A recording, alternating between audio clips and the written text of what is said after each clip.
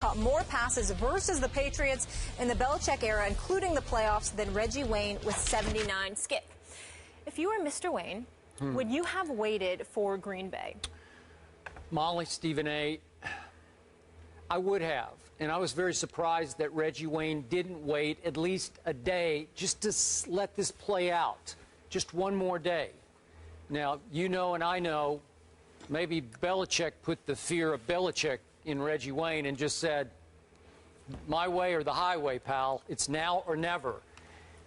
I don't know. But remember, Reggie Wayne and Aaron Rodgers share an agent in David Dunn. So I'm just guessing that there was some communication going on there. I'm guessing that Aaron Rodgers would have wanted Reggie Wayne. Who wouldn't want Reggie Wayne? Even at age 36, he's just such a good locker room presence. He's so smart. He's so stable, high character, good man, runs great routes. Who wouldn't want that as a quasi-replacement, even at age 36, for Jordy Nelson? So why wouldn't you just wait a day to see how Ted Thompson played this? Now, remember, Ted Thompson's reputation is he does not like to go outside and bring in free agents in desperate situations. He likes to build from within and stay the course with his draft picks. And I get that, and I respect the heck out of it. He did it once, you might remember, at running back in 2012 in August when they had a spate of injuries at running back, and he tried Cedric Benson. They went outside and brought in Cedric Benson. Didn't work out. They brought in Julius Peppers as an out-of-character free agent, and it really worked out. So would they have gone for Reggie Wayne? I don't know. My guess would have been yes. So if you're Reggie Wayne, would you rather play with Aaron Rodgers or with Tom Brady? Well, I know what I'd do there. I would rather play with Tom Brady. I just like the way he operates the offense better, throws a little more, to my eye, catchable ball. Maybe Reggie Wayne looked at the spate of injuries that the Patriots have suffered at receiver of late, which are many. Brandon LaFell's on the PUP list. Edelman's got some unknown lower leg injury. That kid they brought in, Brandon Gibson, the free agent signee, tore up his knee. He's gone for the year. I could go on and on. Dobson's out. Timms is out. So there's an opening there for some, some veteran presence to step in and maybe have a pretty good year with Tom Brady. But still, because of the agent connection and the bad man that is Aaron Rodgers, I was surprised he wouldn't wait one day just to let this thing play out and maybe compare and contrast two offers instead of just one from Belichick. I respectfully disagree with you. I wasn't surprised at all. As a matter of fact, I anticipated that he'd make this decision, and I am unequivocally convinced that he made the right decision. Here's why.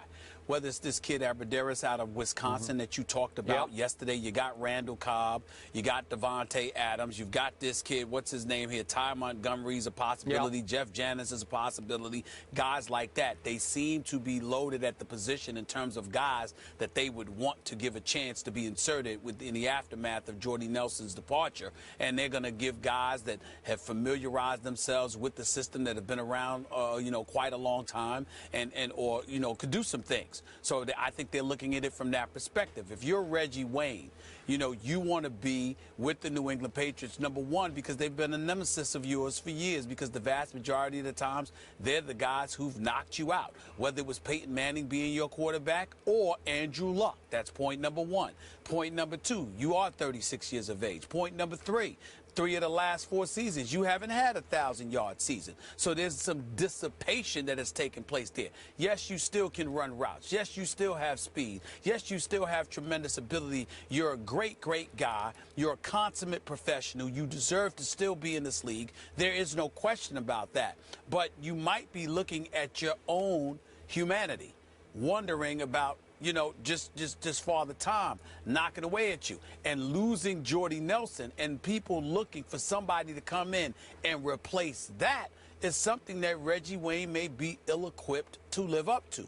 Whereas in New England, you have a bevy of dudes. You've got a Rob Gronkowski. You've got the Amendolas and the Edelmans and what have you. And with Gronkowski there, basically suffocating the middle of the field because he's going to draw all the attention, it gives you room at the wideout spot to really do damage that you may not necessarily have in Green Bay because the tight end spot is their weakest position. That's their Achilles heel on the offensive side of the ball. So I think if you look at all of those things, it is clear that Reggie Wayne made the right decision not to also add the familiarity with AFC competition. Can't ignore that either. Okay, but now we're back to Aaron Rodgers or Tom Brady.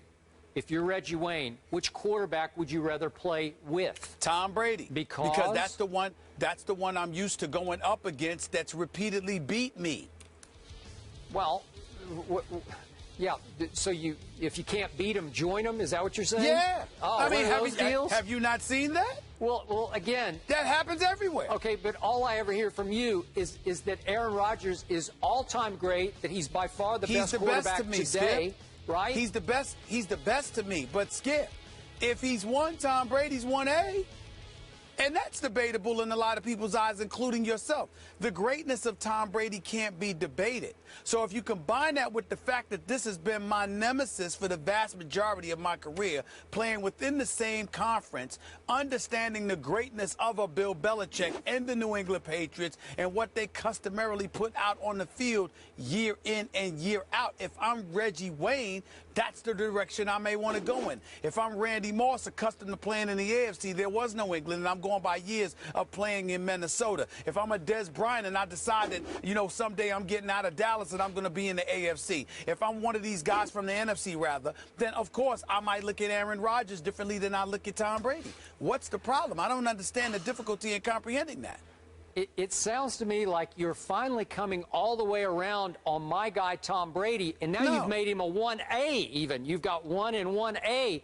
This is the guy you have. Once again, wait a second. Once again, you're just dishonest to the American you're public. Dishonest. You're just dishonest. Thank God you're not running for election. You'd be out of the race. They'd catch you in your lines. No, I they have would never catch you questioned the greatness of Tom Brady. I've never questioned the greatness of Tom Brady. I just said he ain't Aaron Rodgers. Wait a second. And I stand by that. Can I quote you on he tap dances more than the late, great Gregory Hines? So does Peyton Manning. That doesn't mean they're not great. That just means they tap dance very well. That's all. Oh, so you're talking about off the field. He actually can tap dance. Is that what you're talking about? No. I'm talking about in the pocket. Thank you. Well, you got to remember, Aaron Rodgers doesn't have to tap dance because he actually has the ability to run and scramble. Tom Brady doesn't do that. Peyton Manning doesn't do that. Okay. So they got to tap dance in the pocket. Aaron Rodgers does not have to do that because he has mobile skills that they don't have. Timeout. Is that not true? Is that not true? I think what's true is that you have ridiculed Tom Brady in the past as a dink and dunk artist who tap dances under pressure. The brother is big time. He's just no Aaron Rodgers. No one is. Aaron Rodgers is the best, man. Aaron Rodgers is the best. Okay, so to clarify, Stephen A., you think Wayne shouldn't have waited. He did the right thing playing with Brady. Skip, you would have waited maybe to see. And would you have gone Brady or would you have gone Rodgers? I'm Tom Brady all day. You're Team Brady. I like to catch those easy passes instead of those bullets. We're Team Brady for the dink and dunk right now. Yeah. Speaking of vets getting called up, we love you, Stephen A. Michael Vick hasn't been signed by any team this offseason, but that may change soon. We'll tell you which team is interested after the break. Plus, Hall of Famer Jerome Bettis, a.k.a. The Bus, joining the desk next.